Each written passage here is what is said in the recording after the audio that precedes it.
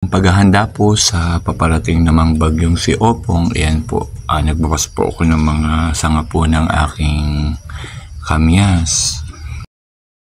Ito po ang aking mga naputol na sanga ng kamyas.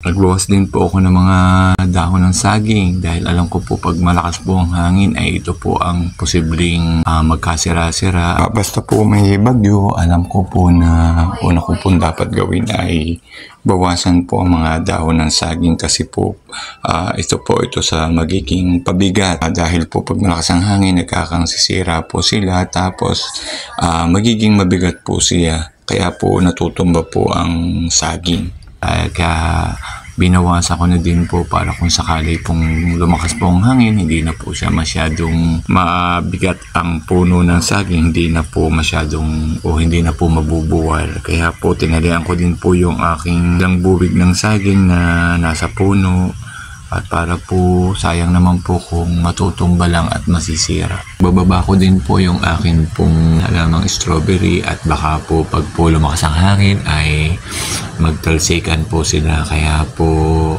binaba ko muna po sa kanyang kinalalagyan at iipunin ko po at saka na po pagkatapos na po ng bagyo saka ko po siya ibabalik.